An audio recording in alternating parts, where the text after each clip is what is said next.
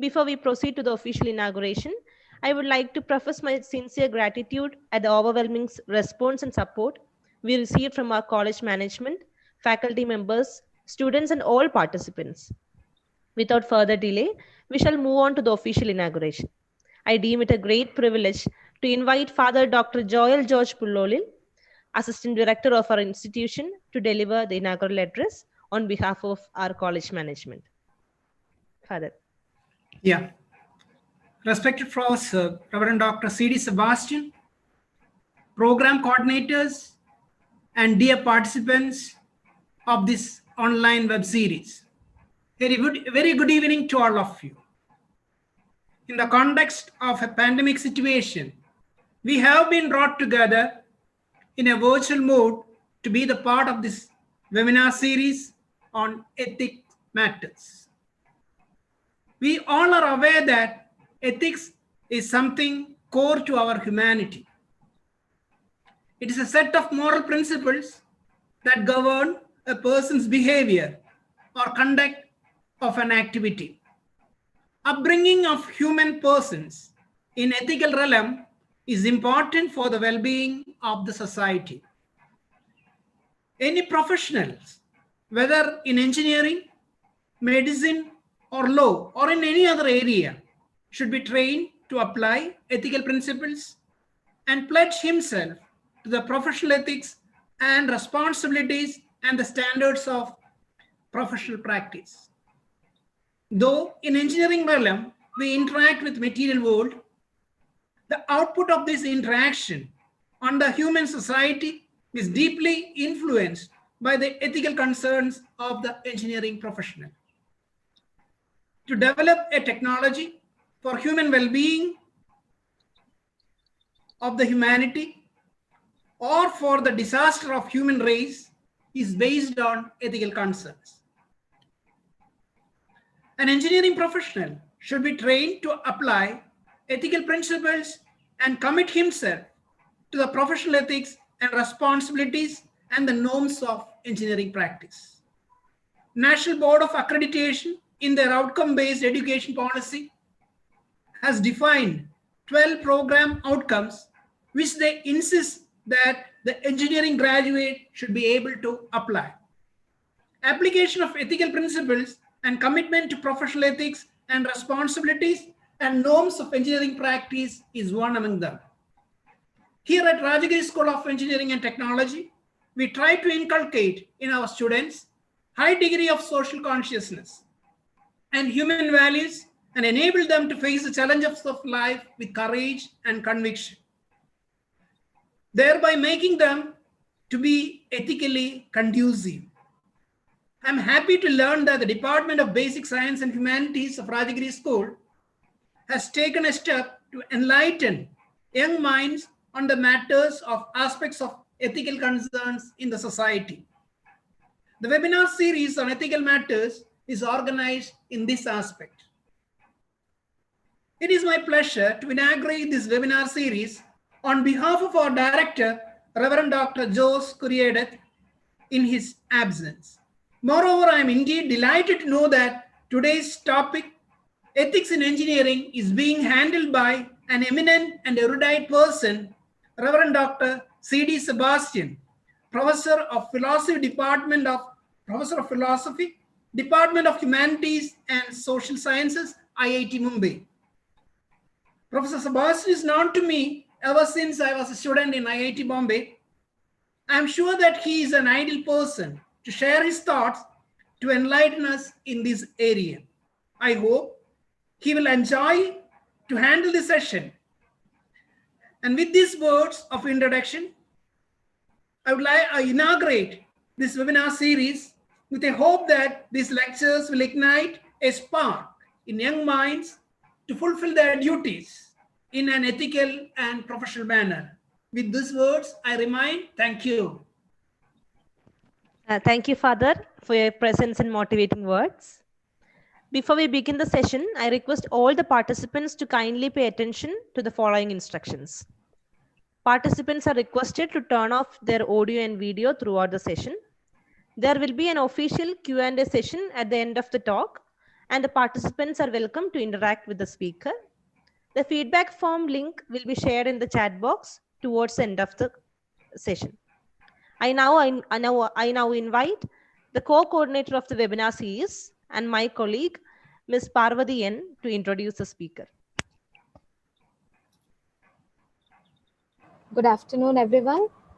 I deem it a great honor to introduce our eminent speaker, Dr. C.D. Sebastian, Professor of Philosophy at IIT Mumbai. He holds his master's and doctoral degrees in Indian philosophy from Banaras Hindu University, Varanasi, and he did his postdoctoral research at the University of Bristol, UK. His areas of expertise are Buddhism, Indian philosophy, and comparative philosophy. He has published more than 115 research papers in several refereed national and international journals and has 4 books to his credit. He has also received several awards and recognitions for his academic excellence and scholarship. On behalf of the webinar committee and all the participants, I happily welcome you to the webinar series. Over to you, sir. Thank you. Thank you, Parvati, for your kind words of welcome and introduction. I can begin, right?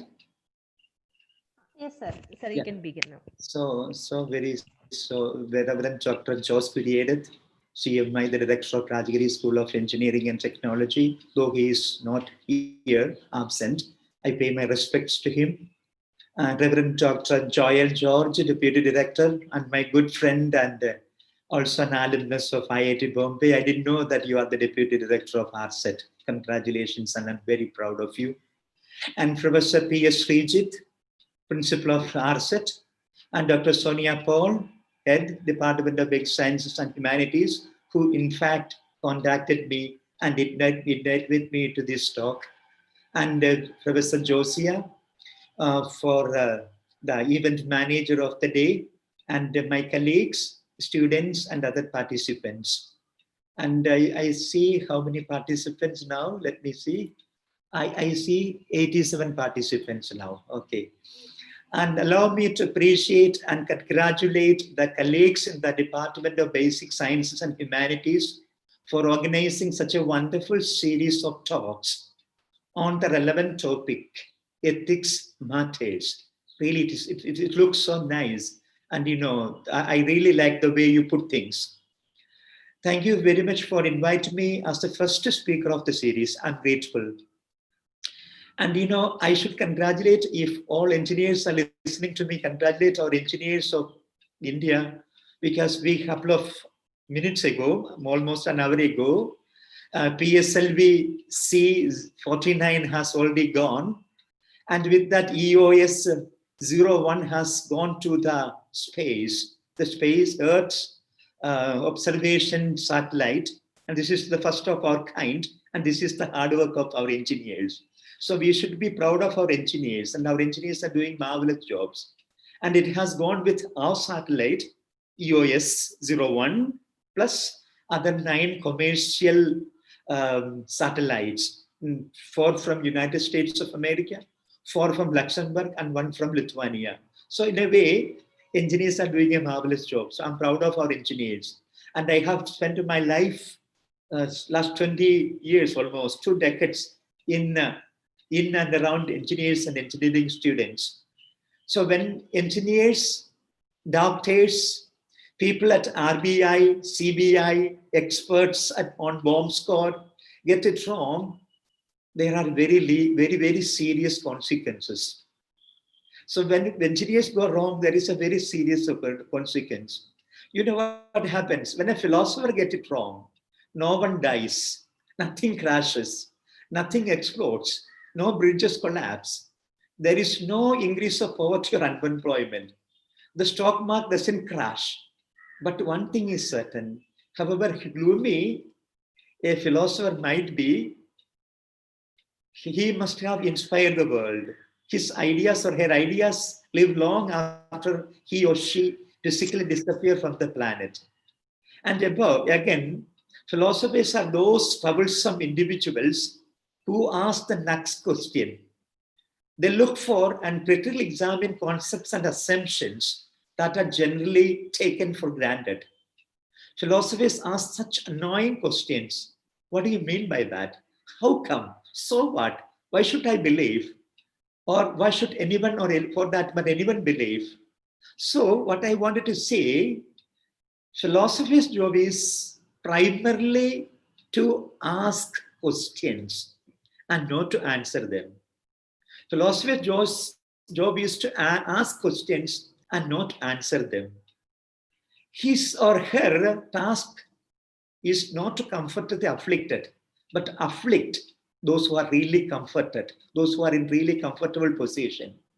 Often the philosophers attempt to wake up others from their dogmatic slumbers, sleep, and easily ignored. But sometimes philosophers attempt to provoke active thought, succeed too well. Then who is a philosopher? Every one of us who's listening to me, every one of us is a philosopher. Even an illiterate person is a born philosopher. It's not necessary that one should hold a PhD in philosophy and occupy a chair at university or an IIT to be a philosopher. Today, I'm speaking to those philosopher engineers of Rajagiri School of Engineering and Technology. I speak to philosophers who think with me.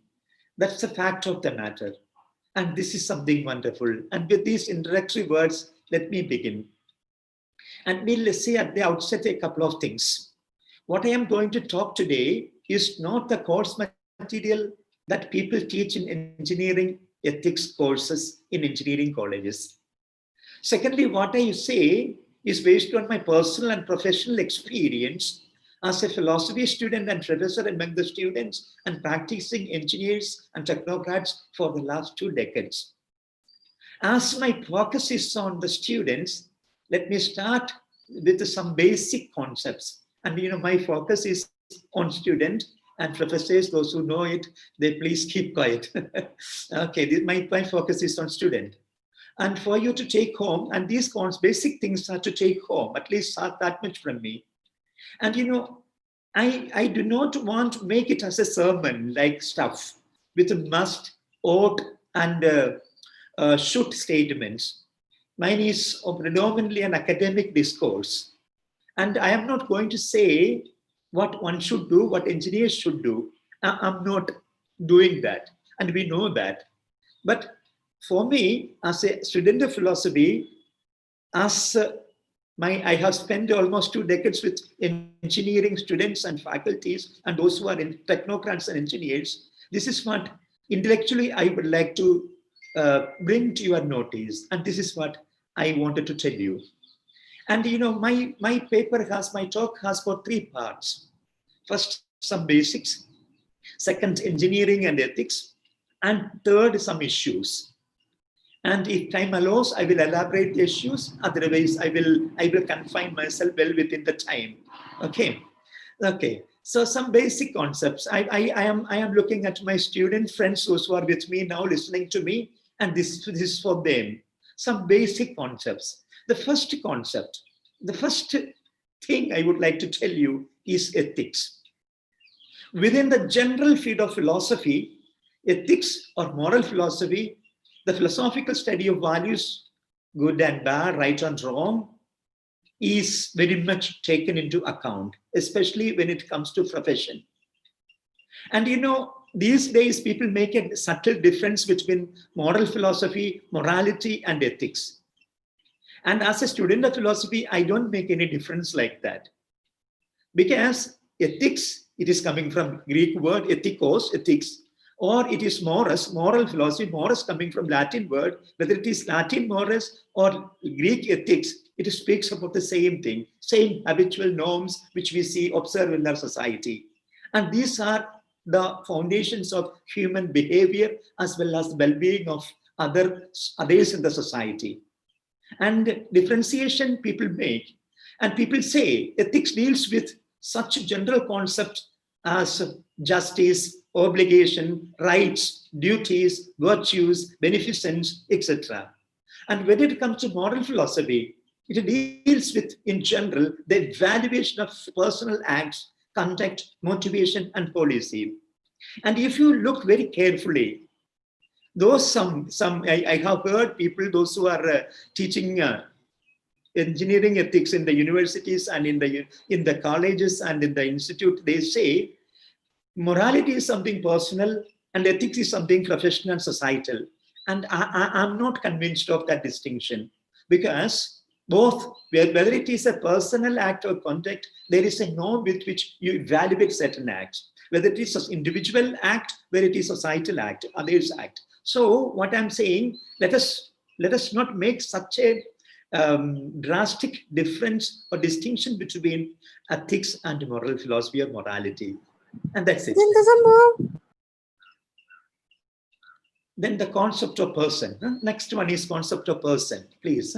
The concept of person is something very important for us to think. When engineers are getting educated, and what I tell them in our courses, I say that there is a difference between person and human being. And what is this person? Concept of person. That's very important for us. The concept of a person is central to moral philosophy. A person is central to moral philosophy, central to ethics. Only a person can be said to be morally responsible, duty-bound. For example, infants, insane people, animals, and they are not persons. Because the only person we know of are the human beings. There is a widespread temptation to treat these terms, person and human beings, as synonymous. This is a careless equation of meaning, leads to a great deal of confusion in moral arguments. Most notably, arguments over such issues as abortion, euthanasia, environmental ethics, engineering ethics, this come. The distinction between person, a moral concept, and a human being, a biological concept, needs to be grasped. And you know what I say, tell my student friends who are sitting, listening to me today, please make this distinction between who is a person and who is a human being. And person, when it is coming into the moral judgments, a person is a moral concept. And a human being is a biological concept. And this is what this distinction should be there. In that sense, you know what happens when it is RSET. RSET is a person. Though it is a body, it's an institute of technology, it's a school of technology, but it's a person. IIT Bombay is a person. Or, you know, take any corporate world, Tata is a person. Any corporate world, anything for that matter, they all are persons. They have moral obligations. And that's why today we speak of corporate social responsibility. We speak much about it. So entities can be a person. IIT Bombay can be a person. When I do something, I can be a person. So person and human beings are separate when it comes to make decisions on ethics. Persons are afforded with dignity, deserve respect, assume duties and responsibilities, and hold rights to a degree of non-persons that they do not. The vocabulary and the rationale of moral philosophy has traditionally been applied to the community of persons, but it is beyond human beings. When you think of environmental ethics, when you speak of engineering ethics, this is beyond human beings. That's what we have to know. That's my second point. Ethics, then person. And then when we hold, for Father Joel was telling at the outset, the engineer's responsibility and ethical nuances in the introductory talk, in the inaugural talk. The third point I would like to bring to your notice is that point, what he said, the moral responsibility of the person. Moral responsibility normally implies four things: knowledge, capacity, choice, and value. And you know, what is this? These four things, knowledge, capacity, choice, and value, have great significance. This is to say, if a person is morally responsible to do certain things, then she knows this requirement. She knows it. Second, she is capable of performing it. So knowledge, capability, and third, she can freely choose whether or not to do it. That's their choice is there. So that's also is there. Then the fourth one is the value. The performance thereof affects the welfare and the liberty of the other beings in the world, in the society. So there is knowledge, capacity, choice, and value. And if that is there, then I hold someone morally responsible. Because one's response to these requirements reflects upon her value as a person, we say that this response has moral significance. An ethical engineer, I'm bringing the ethical engineer, will know how her decision is going to affect the society or ecosystem. Now, of course, we know better. We know that we can cause massive and permanent benefit or damage to our society, natural landscapes, resources, and ecosystems. Not only do we know that we can cause these insults, we also know how can we cause them, and how can we prevent and remedy them. Knowing all these impels a moral obligation to act with care, foresight, at times with forbearance and restraint. In our dealings with engineering profession, we are in short called upon to reflect, act, perhaps to refrain from acting, stop acting. That also is there in a manner which testifies to our worth as a person and as a culture. In a word, respond morally. And this is what. So the basic three concepts which I said at the beginning, this is the important thing for me as far as I am concerned, as far as I teach, I tell, I interact with the engineers. Remember ethics. Ethics is something where you decide something right or wrong, whether it is in personal life or the societal life or interaction with the society, right and wrong, good and bad, that decision is, you make it. And there is a decision making in that one. Secondly, the person is morally responsible. Only person can be held responsible for her action or his actions. And third thing is moral responsibility. Moral responsibility has got four components. It should be knowledge should be there. One should be capability, and the third one, the choice, and fourth one, the value. And when engineers are coming to the field of their studies, they are supposed to look at the last one, the value of it, what they do, that it is going to affect the society, so affect the ecosystem, affect other human beings in a different way. Whether if there is something which is going to be adversely affecting them, one has to refrain from such actions. This is what. So let us come to the second part of my talk, that is ethics in engineering. Scientists, engineers, and technocrats experienced crisis in their conscience since the explosion of the first atom bomb in Hiroshima and Nagasaki. Then the subsequent, what happened to the following of maladies and consequences of human-made technologies that made people to think.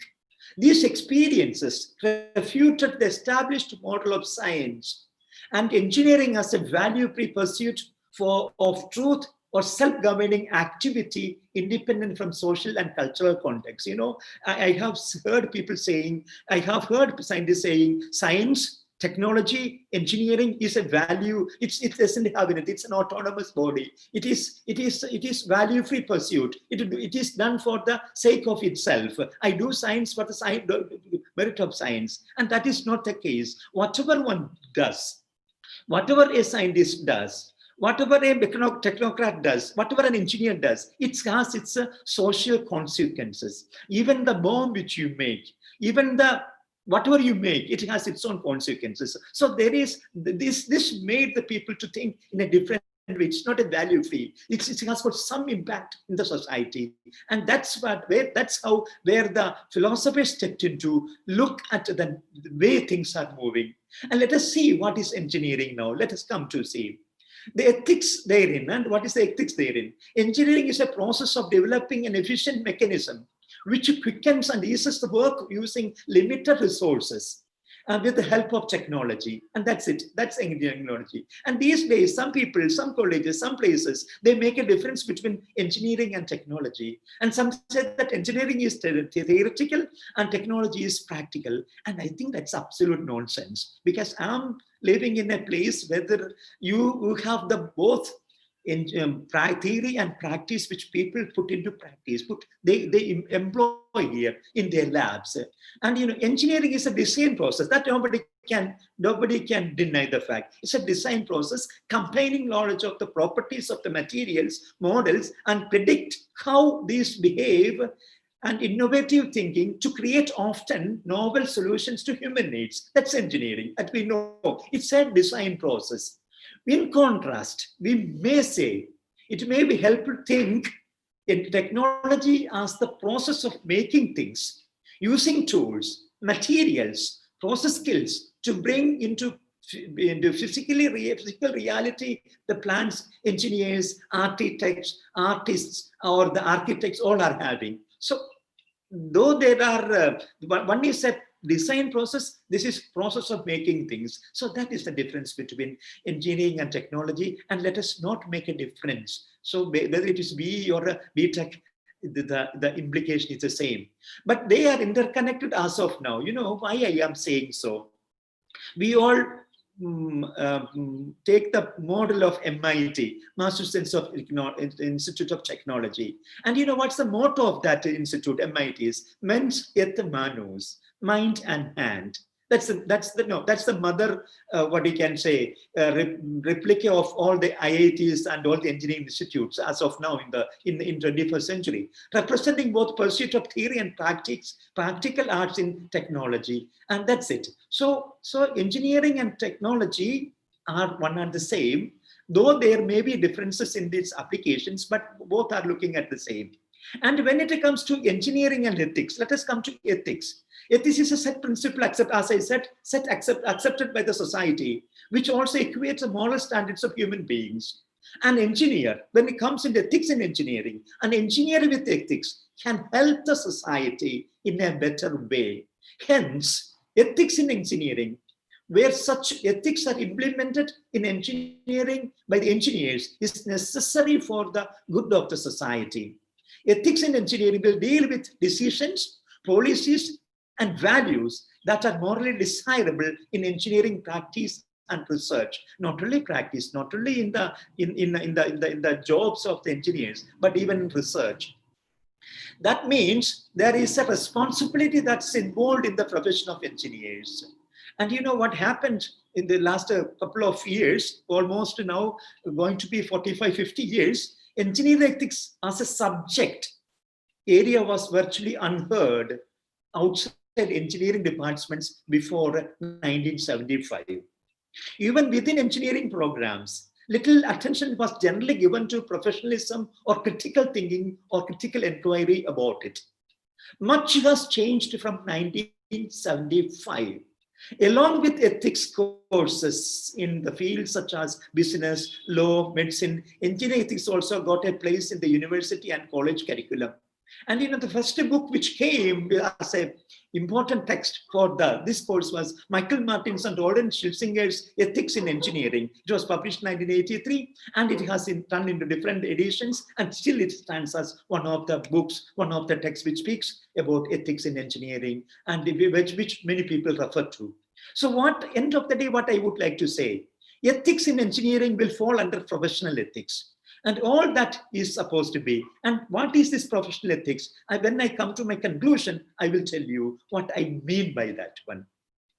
And so when I say about engineering, technology, and ethics, I would like to say that what happens today, since IIT we have a bio school, it's a bioscience, and this is something wonderful to see. When I go out of my campus, when I interact with people think that engineering is only of some electrical, energy, mechanical, or civil, or this.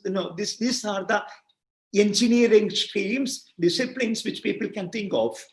And this is not the idea now. It has gone much more than that. Let us understand that engineering is no more an insulated, unalloyed system or discipline. It is interdisciplinary. Now it's not computer science and engineering alone now in IIT Bombay, or electrical engineering alone now. It has to give and take from bios engineering, chemical engineering, and CSE and ESE all have to give and take. because it's not at all, so far as of now, is not at all an insulated, monolithic engineering, insulated unalloyed system. It has to be relating to other disciplines as well. So what is happening now? So when we speak of ethics in engineering, the most important thing, which I as a student of philosophy think is much more in the bioethics, bioengineering, genetic engineering. Before coming to my third part, I would like to bring our students' attention to genetic engineering. And that's something we have to think about, which needs our serious consideration now, because this is a hot cake now. Let the students listen to me a bit more about it, and the process can close their ears. And for my students, there is something called bioethics and medical ethics. And bioethics is all about genetic engineering, where you do the modification, genetical modifications and things like that. Medical ethics will come to medical profession of the doctors and nurses and all those who are in the profession. But bioethics is related to the engineers, the engineering, genetic engineering. And this is also known as genetic modification, genetic manipulation. And this is going to have direct manipulation of the organism's genes using biotechnology. It's a set of technologies used to change the genetic makeup of cells, including transfer of genes within and across species boundaries to produce improved new organisms. So genetic manipulation is taking place. I do not know whether you are aware of genetically modified food is available. Genetically modified crops are available now. Genetically modified fish items are there. Even we have genetically modified GM cotton, which was a case in India, whether it is right or wrong. And genetically modified tomatoes are available in the States and Europe. And genetically modified fish is available, which they call it a geofish. Which was in sale, which was in the market from 2003 onwards. This is of recent development. Okay, this is in the US, and from 2016 onwards, salmon modified with the growth hormone is sold in the US market. Animals, humans modifications, and these are the things. Genetically modified versions are available. And the problem with this one, why is it right or wrong? What extent we should go about it? That's what my concern. And what is genome, human genome? Let the students of mine understand a little bit. What is the human genome? Human genome is the complete set of genetic material of human beings. As such, it underlies the fundamental unity of all members of human family. By its very nature, human genome evolves and is subjected to mutations. I hope you know what is mutation. Mutation means change, and our DNA structure, genetic structure changes. And by and large, it is for a better way of mutation, for a betterment it is being changed. So subject to mutations, it contains potentialities that are expressed differently according to each individual's natural and social environment, including the individual state of health, living conditions, nutrition, and education. So it has got that much of thing. In symbolic sense, what it is, if I'm asked to say what it is all about, I will say that it's heritage of humanity, what I inherited and what I will transmit to others. And that is genome, that's human genome.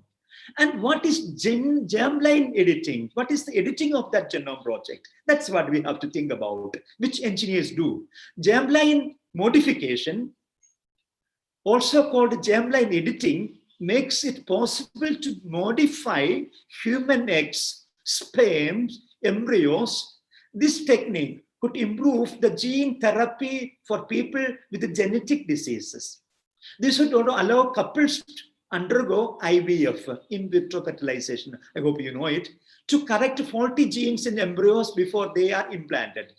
The technique could also be used to edit traits that people inherit, such as hair, eye color, racing, and these things like that, which raise concerns about scientists creating so-called designer babies, the way they want to create in the future. Scientists have called for a public debate about the ethical implications of germline modification, if that is to be done.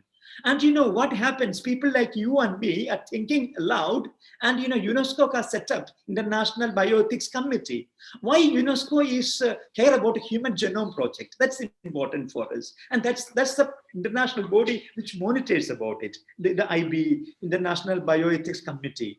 UNESCO regards the human genome as the heritage of humanity, as I do, all of us do. UNESCO believes it should be protected and passed on to future generations, that advances in science and need to be considered in the light of human rights. You know what happens? If you modify, if you tamper, if you manipulate, what are we going to give to our future generations? A mutilated, a differentiated, a designed baby like humanity? And this is the issue. So a number of new techniques have emerged with the potential and dramatically change the possibility of intervening on human genetic material, including genome editing. These advances raise important questions about ethics. That's what I want to say. Morality and the impact of scientific advancement in the rights of the individual, as I said at the beginning. Why Genome Project is important? It is important to what you can say, rectify and correct certain things. These techniques, editing is there is something which is a CRISPR-Cas9, which is a bacterial editing using a bacterial system called CRISPR-Cas9, has been recently introduced in offering possibilities of inserting and removing, correcting DNA structure with relatively simplicity and efficiency. So what happens? You can rectify certain dysfunctions and maladies in your DNA system. This is often called the genetic editing. The application of this technology to the germline raises serious concern within the scientific community. And what is it all? What they say? What is the big concern of all of us? This development seems to require particular precautions and raises serious concern, especially if the editing of the human genome should be applied to the germline and therefore introduced to heritable modification, which would be transmitted to the future generations. That's the main concern. Now, suppose what are we going to do? That's why in the International Bioethics Committee of the UNESCO has given a call that interventions on human genome should be admitted only for preventive, diagnostic and therapeutic reasons, only for healing stuff, and without enacting modifications of the descendants for the future generations. Don't play with the human genomes to create a designed baby the way you like. You can do it, genetic modification you do, provided it is for preventing or diagnosing or healing something. That's what. So a moratorium of genome editing for human germline is given, which to stop that business. That's what. So what I wanted to say that today, when we come together as engineers, please think that this is our engineering is not the engineering alone what we study, what we discuss. There is something much more which is going to affect the humanity in the long run. That's it. Okay, that's my second point, ethics, engineering, and in that one, Genome Project. Then let me come to, I have finished the 5:08. I have another 10 minutes, not even 10 minutes, 8 minutes. The issues, I just summarily say the issues. The issues, I'm not going to say things about the corruption, things like that. Let us rise above a little bit and see what we encounter today among the engineers. The first issue, it's an ethical issue. Okay, it's an ethical issue, is sexism. While there is an increased sensitivity to issue women face in both public and private life, institutionalized male dominance still rules the workplace.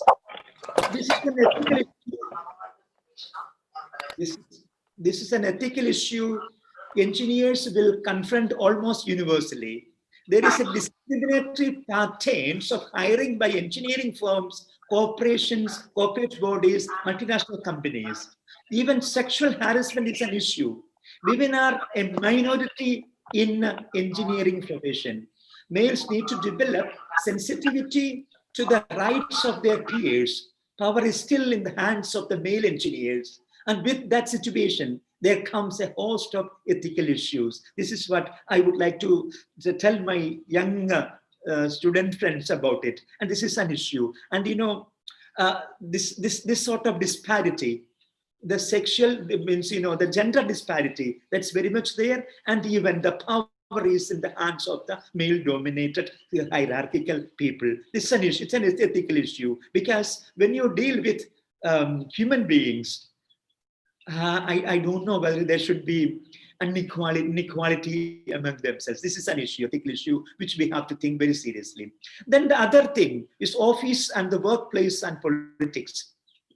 This is what I wanted to bring here is I am summarizing, as I have only 4 more minutes. This is the funded research which we see in the research, in the higher ups, in the engineering colleges, in the small engineering places. You will see only corruption, people giving wrong reports and all. That's not the thing. Funded researches are an ethical issue. People in pharmaceutical companies, multinational companies, firms, and all the people, they fund the research, and the research which is done is to suit the purpose of those people. And this is a big ethical issue today. The research is done, the output is given, and justifying all those to suit the purpose of those pharmaceutical companies. And when I sit here, and that's a big ethical issue, and this is much more than what people take beans take 50 rupees in corruption. It is not that case. So this sort of the office and other place politics, which is dominated by politics, not the party politics, by the multinational companies and pharmaceutical companies, which are dictating terms for researchers. That's a big issue. And the third one is the protection in being ethical. What happens? The employee's obligation to the engineers involves a clear responsibility to allow the employees to be ethical. Means I have to allow my people, my employees to be ethical. But what happens today? Engineers code emphasizes the primary responsibility for public welfare. That's what, if you see IEEE is code of ethics and all those. Public welfare is the motto. Whereas the corporation, firm, multinational companies gives priority to profit. Engineers are thus in a tension with managers, marketing directors, and the sales people. They are in a difficult situation, and that's an ethical predicament, ethical difficulty which engineers are facing. And protection is not given to them to be ethical.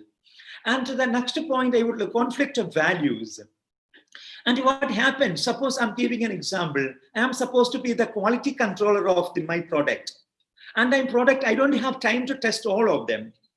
But I send it to, I allow those to be shipped. And thinking that, what happens, whatever product you produce, your inimical, you're opposing, your competitive firms also will be checking it.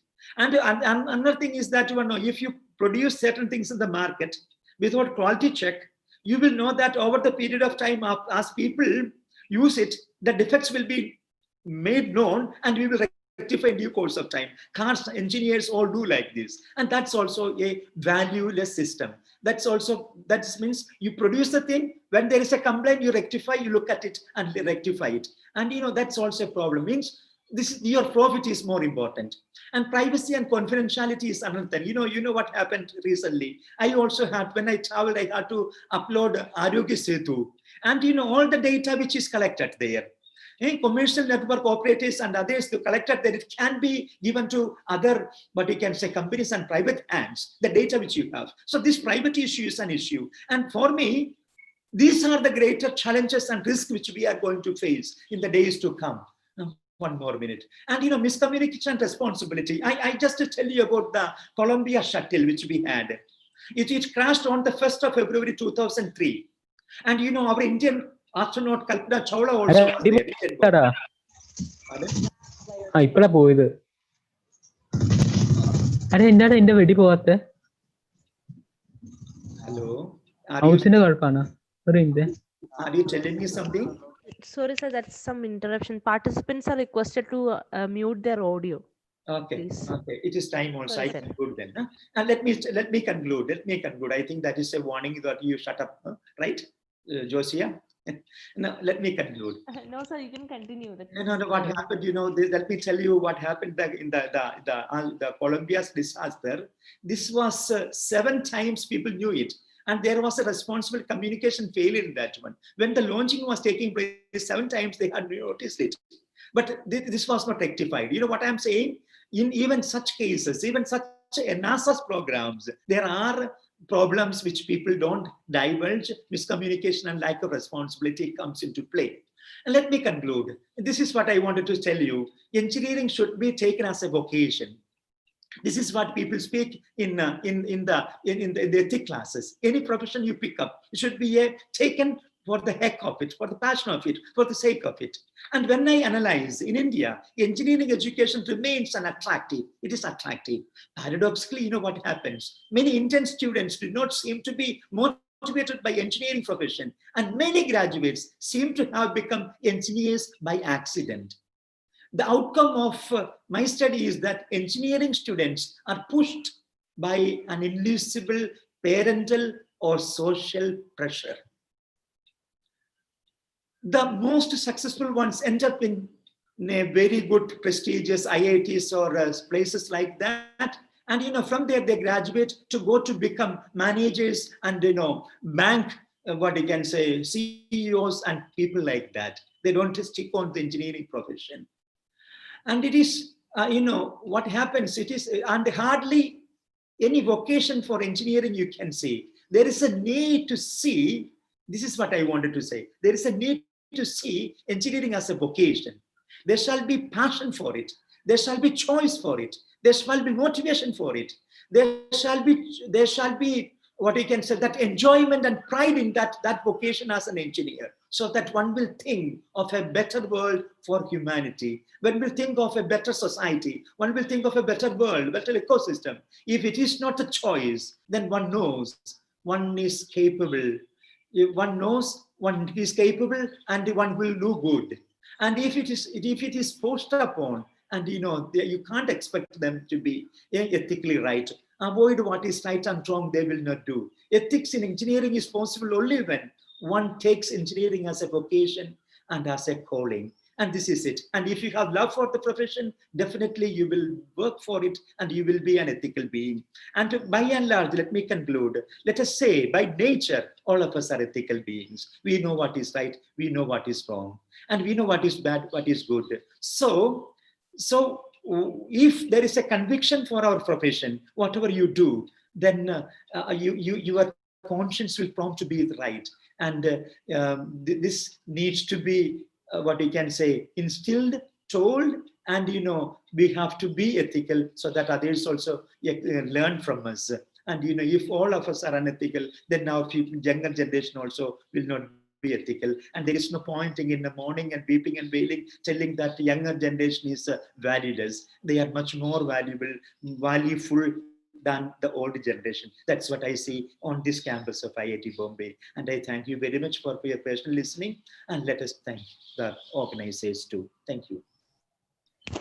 Thank you, sir. That was a very enlightening and informative session.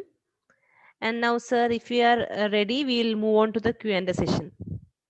The participants who wish to ask questions may raise your hand so we can unmute you accordingly.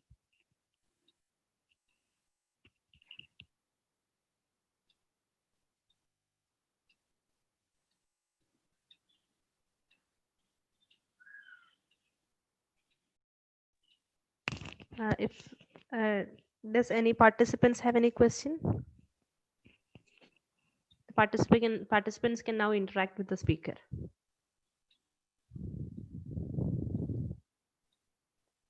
Participant can ask me also in Malayalam, no issues.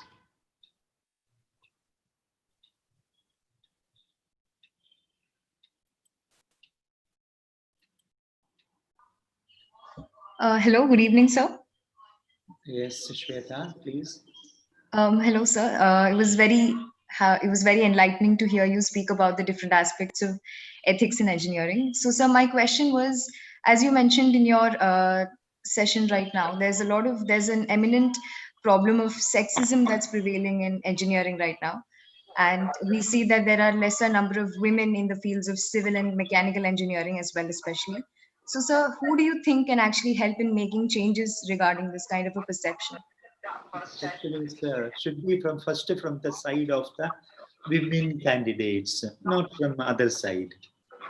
And you know, our girl students or the women students should be more assertive, and they should think that this is also their profession, not only medicine, engineering also is their profession, and they can do well, marvels.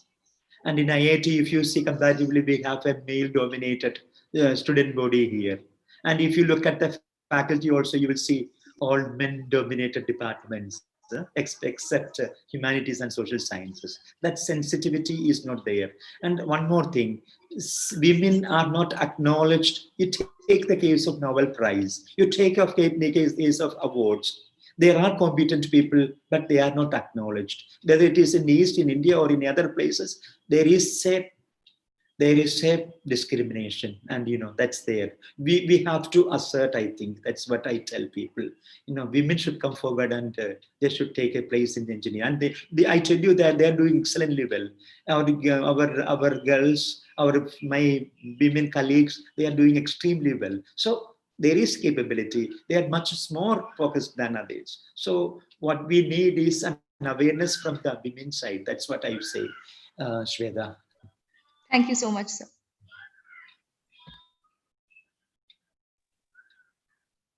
So any other participants who have any questions?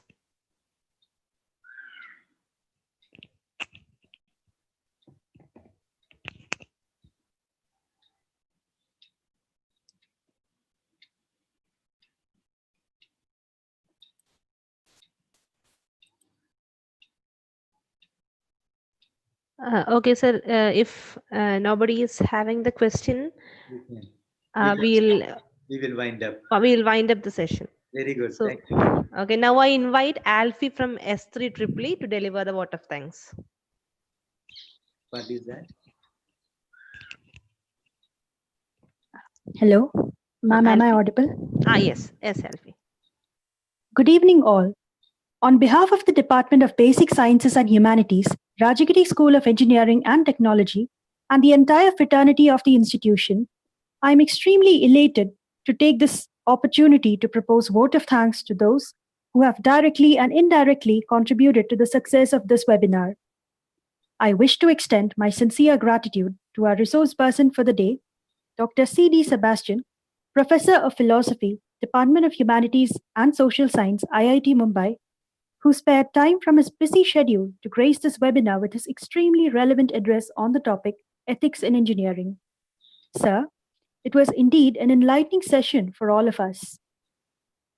We would like to acknowledge our gratitude to Reverend Father Joel George Pullolil for his inaugural address and the management for giving us an opportunity to conduct this event.